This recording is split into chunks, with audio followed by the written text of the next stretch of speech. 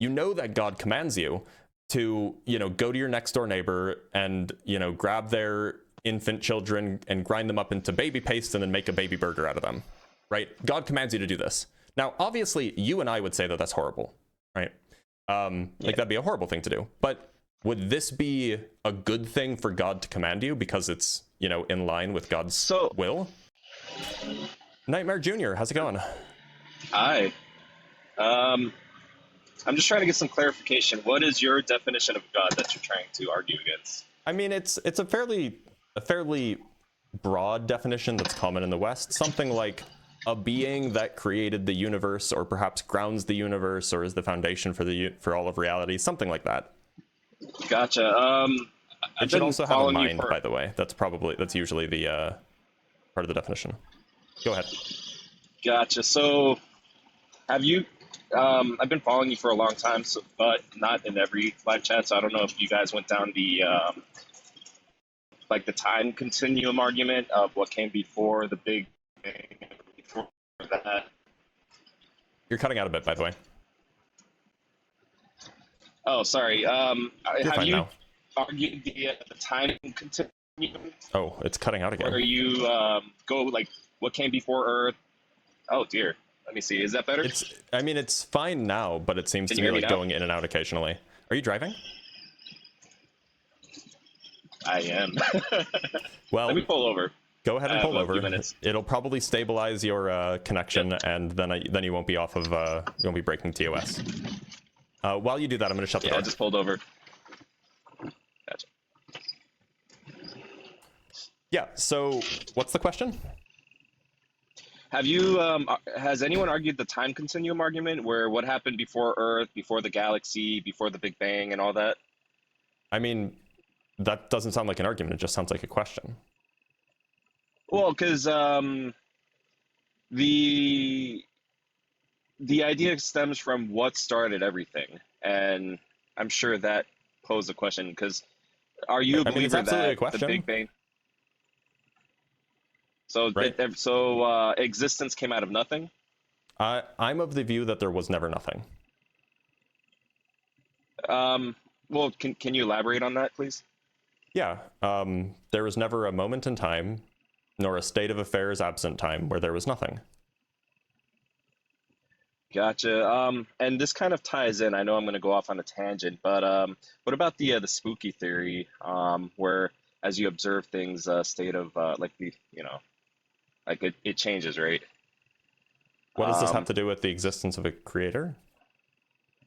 Well, so I'm trying to get at, we believe that we have free will, and the free will comes from having an ethereal existence from a soul, right? Who's we? Well, if you believe in God, supposedly, do you believe in God? Yeah, to an extent. Just to be clear, which God is it? Are you would you call yourself a Christian, or are you kind of just vaguely believe in a creator kind of thing? I follow predominantly a Christian denomination, but I'm still learning. I'm still learning about my surroundings. Sure. That's fair. I just wanted to set some, set a foundation for the conversation.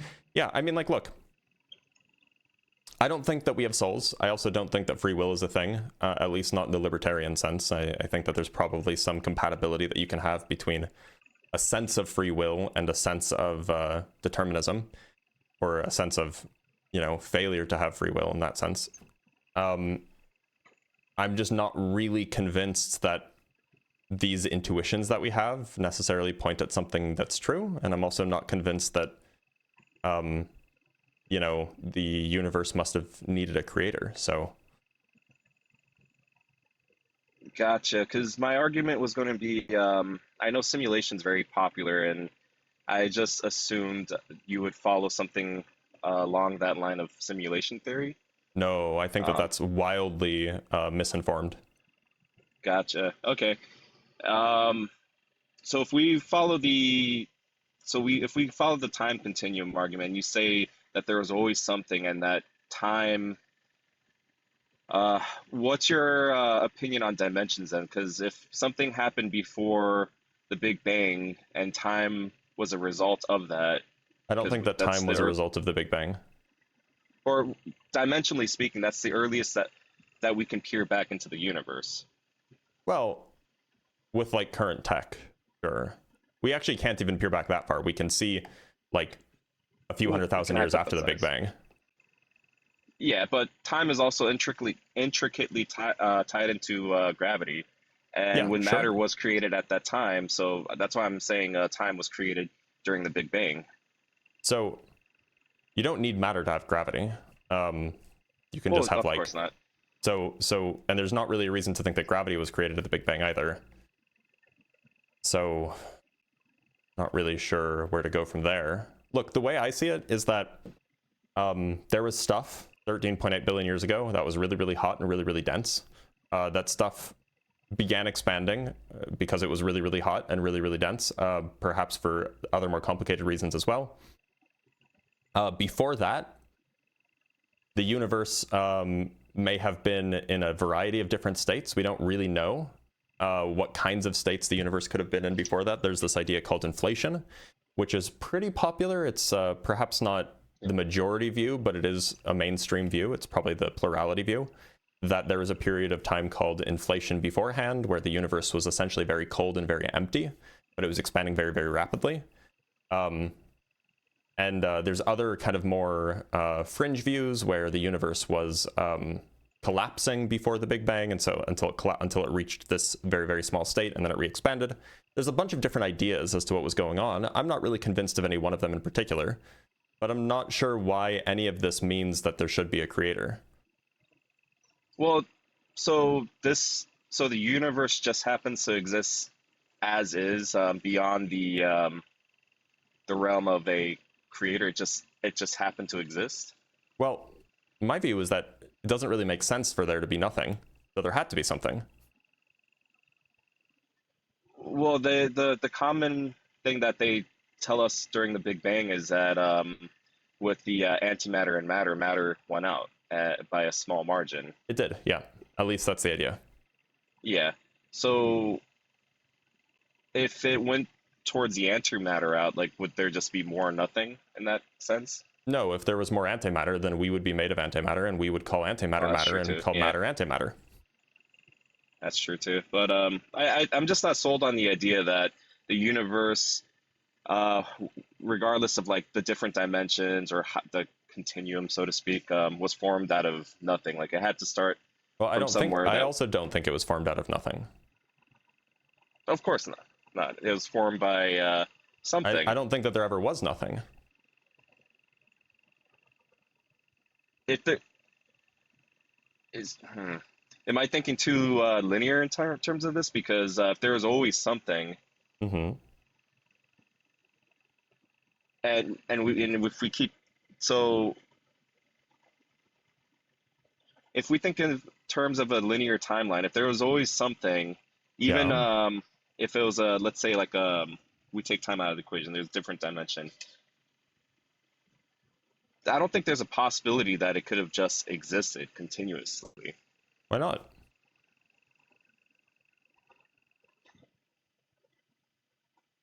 This is true. I see what you're saying now. I think we're gonna agree to disagree at this point. I mean, look, I think that there are questions that are hard to answer that we perhaps don't know the answer to as far as like cosmology is concerned.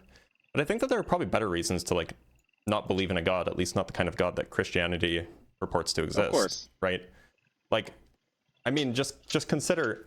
How old are you? 39. Okay, so do you remember when the Australian wildfires happened? Yeah. Okay, so like this was like 5 years ago or something like this. It was like around COVID, maybe 6 years ago. Do you know how many animals died? Not offhand. I'm sure it was Literally quite a bit. billions. It was literally billions. The estimate is something like 2 billion. 2 billion animals burned to death. And like, if there is a god, it doesn't seem like that god is compatible with being good. If it'll let 2 billion animals die in like a few weeks, like burned to death So, too. This is not just like a painless thing, right? so you're going into good and evil, or like morality in a sense of how we view it in that regard. Well, Um, I mean, look, like either this God like if this God has the property of being all good and all knowing and all these things, then it seems like either our sense of right and wrong was instilled in us by this God, in which case we can trust our morality and we can trust our sense of right and wrong to be able to come to conclusions about what things are good and what things are evil, or in which case we can then use that intuition to conclude that, yeah, there's definitely something evil about letting billions of animals burn to death. Or we just can't trust our intuitions about what's right and wrong at all. And I think that being able to say that, I think that saying that we can't trust our intuitions about what's right and wrong at all, I think that that's probably a tough pill to swallow, because that would mean that, like, even though things might seem wrong, that doesn't mean that it doesn't mean that you have any reason to think that they are. So, I think that's, I do believe in evolution. I think that's a case of social evolution of where our moralities evolved for survival's sake. But humanity's been trying to argue the good and bad, like Taoism or even like yin and yang, for example, right? You can't have the good without the bad and understanding the duality of nature. I don't think that, like, look, maybe it's true. Maybe it's absolutely true that you need some degree of suffering, or maybe not suffering, but some degree of struggle in order to understand joy, or to be happy, to see the good in things. You have to see some degree of bad. The question is not like whether or not there can be some. The question is like, is there this, like, does there really need to be this much? Like an egregious level of suffering? That's debatable, and how much of that is caused by well, this going back to the free will argument, how much is that caused by our actions, like that So we as chose far to as we do? can tell, the Australian bushfire was caused by a lightning strike. Gotcha. Well, en environmental changes. Well, I mean, like, lightning happens whether or not, like, climate change is happening, right? Like, Absolutely, lightning's been a absolutely. thing forever. So this But is not something that was, this was not like a free will issue, right? This was not like some evil that was caused by humans, at least not as far as we can tell. well, I feel like we could have curbed it to some extent because Nobody Australia in How could we have particular, curbed it? Nobody lives there. well, um, changes in the environment, like the Great Barrier Reef bleaching and the destruction of it has been directly caused by us. So But we're not you know, talking about the Great Barrier Reef. We're talking about the Australian bushfires, which were in the southwestern part of Australia, which is like I know, basically completely uninhabited by humans. I know, but I still think that was caused by global changes. And even if it was Why? caused by more natural, because the climate's been changing for a long time now. Like we have large sways in what is it, like vast arid regions changing. Egypt, for example, is becoming a complete drought zone area when it used to be a flood zone with the Great Nile and everything. Like water So, like, look, dependencies are very. suppose that in some way, indirectly, through the actions of humans hundreds of years ago, they did the whole butterfly effect thing, and this caused the lightning strike in the arid region of southwestern Australia, where nobody lives, which caused the death of 2 billion animals. Fine. Whether or not that's the case, if this god was watching and knew that this was happening, without preventing it, it just seems evil, right? I mean, like, look, we can shrink this down and think about a simpler analogy. If you are, let's say that you're walking around on the street, maybe it's after dinner or something, you're getting back from dinner, and you're like a normal American, so you're armed, for self-defense, and you look in an alley as you're walking down, and you see some guy like about to rape a woman, like violently. If you just watch and then keep walking and don't do anything, I would say that you're not a good person. So the bystander effect. You're the only person there. The bystander effect is irrelevant. The bystander effect happens when there's a lot of people who are watchers. Gotcha. So all right, only person there. You're morally speaking, you're absolutely correct. But in a societal sense, there's a lot of places, like China, for example, where if you do try to interfere and help, you become responsible in some form But we're for the talking for. morally. We're not talking legally. But I'm saying your actions affect Societal consequences affect your actions, and despite how you feel morally, sometimes your actions don't But we're necessarily not we're not we're not represent that. talking about legal questions. We're talking about the morality of the issue, right? Yeah, The morality morally, of the issue is morally. that you would be a bad person, and that's basically what God did. He just sat and watched as 2 billion animals burned to death. Okay, let me give you a different example. So, dinosaurs were there's different periods, but they became extinct over Oh, time, right? yeah, they suffered immensely. Yeah, you're right. That's another great example. So, if they didn't happen, we wouldn't be apex predators. Like there are certain actions that are unforeseen at our time, like that only time will tell if it's a good or bad thing. I mean, a lot of it is bad. Just death happens in life, I mean, he could life have and he death could are have ensured that the extinction of the dinosaurs happened without immense suffering. like a meteor strike. I mean, the way that the dinosaurs actually went extinct It is was was not by an immediate meteor strike and then they were all vaporized. the If starvation afterwards. right, it was starvation, and Yeah. that's so much worse than just being immediately vaporized, right? You can't Thanos snap life out of existence then, God because it's can, one of those. If you believe he has the power to do so, like what does if he? it's like a domino effect? He sets things in motion. Does he not have the power to do so?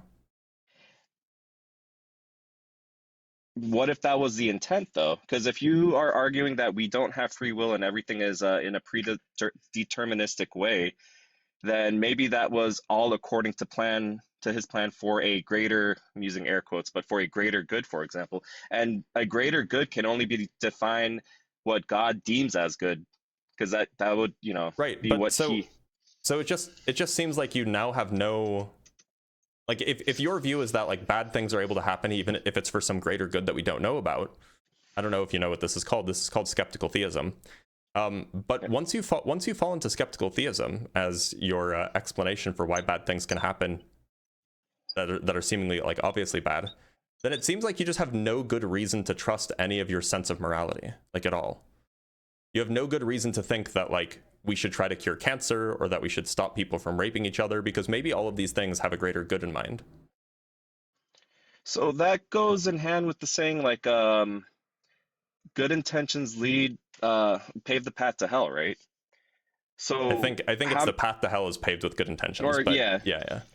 you get point stands. How many times did we as humans try to go against nature for a better cause that ended up hurting something in a broader scheme? I don't know. Yeah, I guess you'd have to quantify that.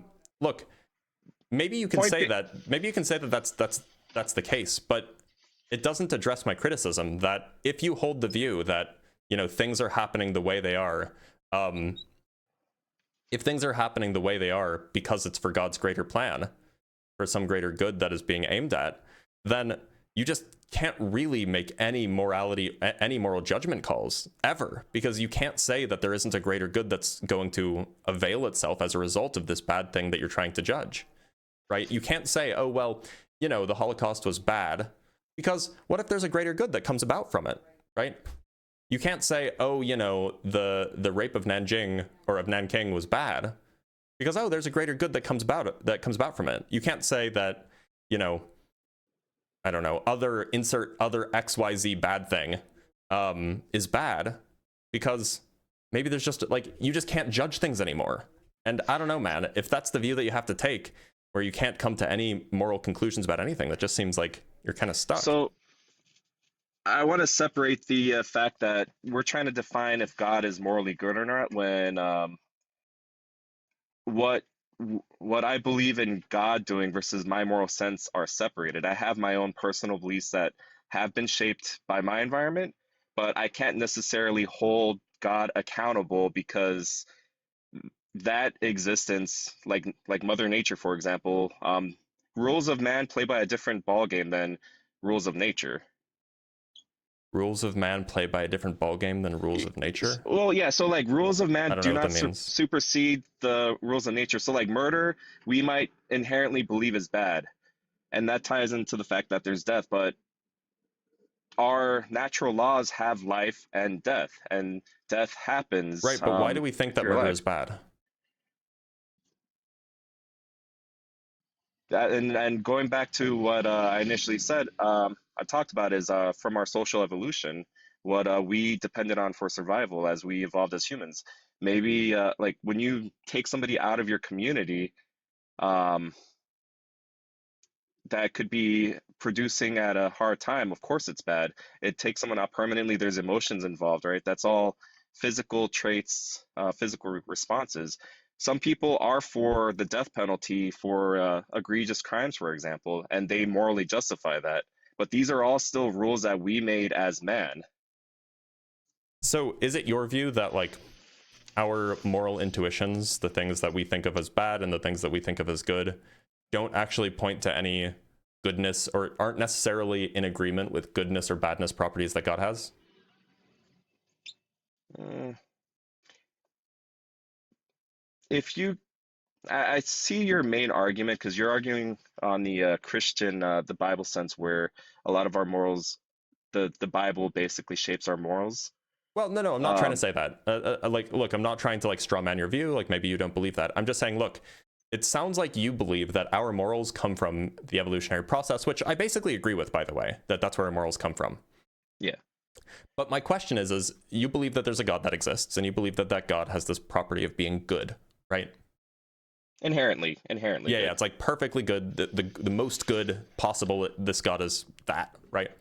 So Mm. the question is that sense of good that God is that aligned with what we think of as good? Or are they just kind of completely unrelated notions of good? They're completely unrelated. Okay, so what does good mean in the sense in the godly sense? In a godly sense, good means working, because I'm trying to define God, but good means what God deems necessary for his actions. Like if he wills it, then we're doing the will. So So in you would your be go bad. ahead. So like so going back to the Bible, when we chose to disobey God, right? Like don't eat from the tree of knowledge. That was inherently bad. So that would be considered bad because that was against his will in a fundamental sense. So so in your view, if God commanded that I don't know, that let's say that you know how Jesus was like 29 or something when he figured out that he was, you know, a prophet or like the son of God? He was just like a regular Sure. carpenter before that. So like you're 39, right? Maybe you figure Yeah. out tomorrow that you're actually like the next prophet. You are God reincarnated. You are the second coming, if you will. And God commands you, and you know that it's God, by the way. This is not just you having a delusion. This is actually God.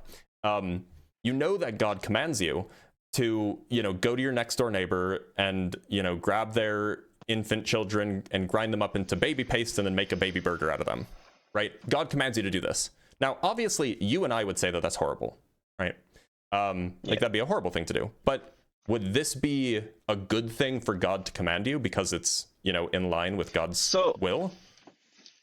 so that argument still deviates from the point because from the Christian theology, Jesus was Father, Son, and Holy Spirit. Mm-hmm. You know, he was somehow born without, you know, at non-earthly means. Um, we have that unfortunate action happen in history. Recently, it's come into light, like worshippers of Baal.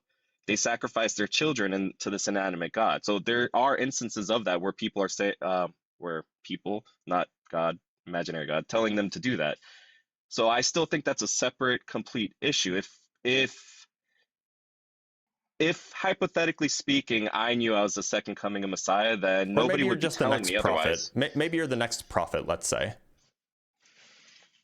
You know, like Well, then nobody, there were different prophets like Samuel and Isaiah and Ezekiel, and so God decided that we need yeah. another prophet before the second coming. And so God instructs you, the next prophet, God instructs you that this is his will, and he needs you to carry out this task. So the Bible kind of clearly defines that too, but there were certain like miracles back then that were performed to prove that point, though. Yeah, And let's say that he enables you with the ability to perform miracles, You know, you can smite people, and then he commands you to go smite your neighbor's baby and turn them into burgers. So if I can create magic out of thin air for some unexplainable reason, Well, no, it's very explainable. God has told you that he has chosen you to be his next prophet. and if I'm doing that, then wouldn't that be an argument for God? Yeah, my question is whether or not this God would be good. According to my own personal morals, it wouldn't. But we've separated the fact that my morals do not Right. justify or even can quantify God's morals because Look, I they're too. agree. But you would say that it is good for God to order you to do that, or for God to command you to do that, because the God version of good is just whatever God needs to enact his plan. What if he told me to go back in time? You cut out. You there? Maybe he went back in time, y'all. Did he actually time travel?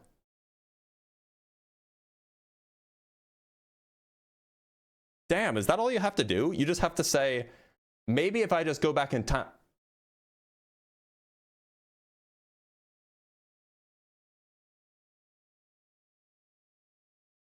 That's crazy. Maybe the dude just went back in time.